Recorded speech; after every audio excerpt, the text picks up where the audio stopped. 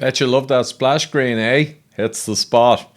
Institutional evil. Have I got an example for you today? So I got a short video I'm going to show you with a Dr. Naputi, and just watch what the US government is doing to him and what it's doing to him for. So this is an exemplar of institutional evil at its most absurd and horrific. Have a look.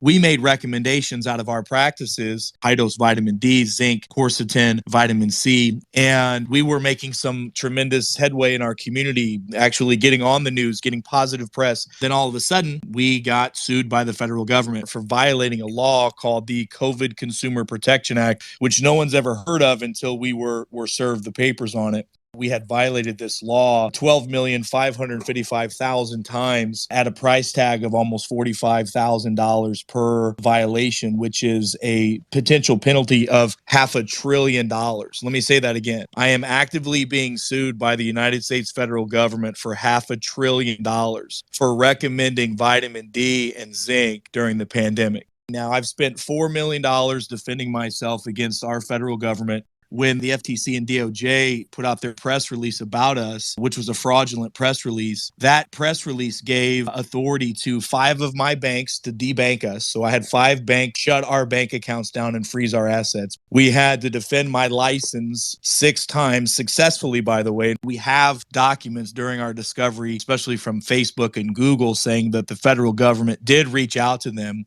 in order to shut down our social media platforms. We were reaching about 10 to 15 million people per week. The latest study that came out November the 12th, the researchers said that if politicians and doctors would have talked about the benefits of vitamin D during the year 2020, we could have prevented 4 million cases of COVID in America alone and prevented 116,000 unnecessary deaths. So when we showed that to the federal government, they got extremely concerned that we were going to make all of this public. The government's only tactic in situations like this is to try to bankrupt the individuals involved. Now, the only one expert witness the government has, through a private investigator, we found out that this expert witness took a $9 million grant from the Bill and Melinda Gates Foundation through Gavi to make COVID shots in 2020. When we told the federal government all of this, that they violated the Administrative Procedural Act, that they violated my civil rights, they said, look, we've drawn our sword against Dr. Naputi as the first doctor in the COVID Consumer Protection Act, and we're not putting our sword away until there's blood on it.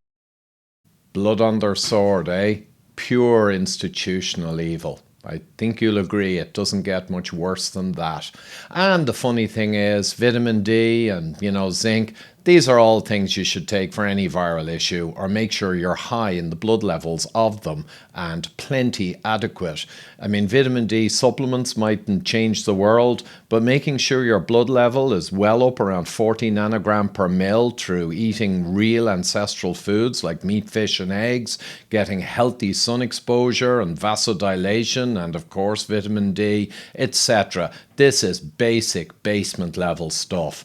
Vitamin D and zinc, and he's getting gone after in this horrific manner. So like I said, pure evil. And that clip came from a Twitter space that I presented briefly at the other night, and it's 5 hours long. I'll put the link down below. Fascinating group of great people, doctors, professors, who are impacted by censorship, abuse, and all kinds of personal attacks over the past few years, and all originating ultimately from institutional corruption. So my little piece just goes through how I was impacted, and I'll say up front, I was less impacted than many of these great people who had licenses kind of revoked, who had massive attacks on their banking, and just a whole horrific medley of horror show institutional corruption. But anyway, here's my piece. Yeah, I'll keep it to 3 minutes. Yeah, I actually went out very early on, and in April I interviewed Tucker Goodrich, who was in charge of the risk management for Wall Street firm for SARS-1. So a really smart guy. And our interview in April showed clearly from his data that in Italy, the lockdown came after the curve had turned. But that was left up. Tucker recently said to me, I don't know how you avoided being banned. So I'll speak on that. The big thing for me happened in September 2020. I did a viral video. It hit 1.8 million views in around a week and a half. It got a half page in the New York Times. And that's when the hammer came down. Not because I was incorrect, because I recently reviewed everything I said in that 30-minute video, and I was correct on everything for what it's worth. But I got 12 or 14 videos taken down over the following week, including that one. So basically, as David mentioned, it was not about correct, incorrect. It was nothing to do with that. It was purely political and driven from the insane machine that had been set in motion. I got knocked off LinkedIn. I got back on because I submitted the video showing how I was correct in everything I said.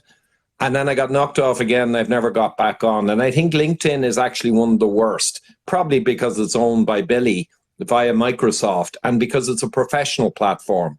And it's even more important for them to not have professionals discussing reality. And Twitter, I actually never got banned and I got hardly any problems. And I'm not sure why that was the case. Perhaps by sticking ruthlessly to data with references. I'm not sure. Maybe I have a friend in there. Facebook is a joke.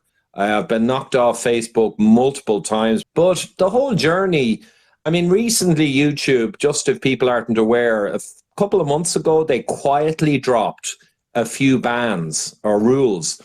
One of them was you are now allowed to question lockdown efficacy and you are actually now allowed to question vaccine efficacy. I'll finish with what they've left there. They've left one global rule. You are not allowed to compare COVID to the flu or to a cold or to question severity. And of course, they can use that rule on any video they want. So this is the problem. It's nothing to do with truth. And I think, you know, people need to realize it was all set in motion in advance. We had Event 201. It's not a conspiracy theory. It's a reality. They focused heavily on censorship being required if there was a coronavirus epidemic in the next 50 years or maybe next month.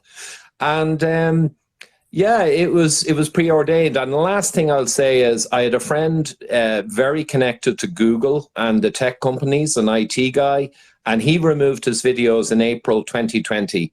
And he told me off the record, he'd heard from the inside that the way this was going to run, no one would be allowed to question or discuss it, and they'd lose their accounts.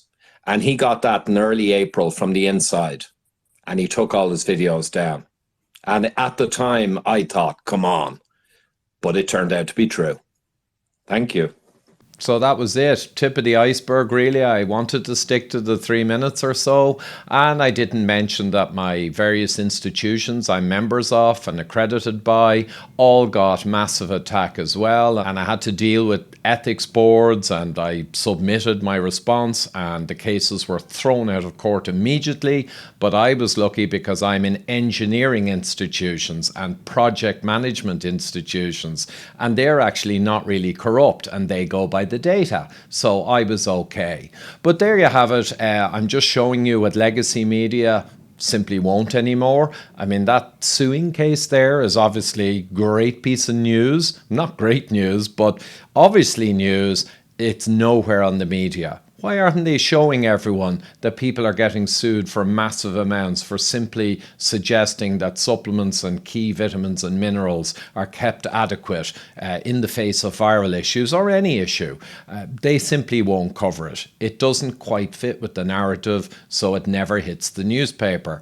So thanks to everyone who continues to support me to get information out, to let you guys out there know what's actually going on in the world, because the legacy media at this stage is an absolute joke, as I'm sure many of you or most of you will agree. So thanks so much everyone for continued support, and if anyone new can get on board to get technical journalism and awareness out there to people who deserve to know. Thank you.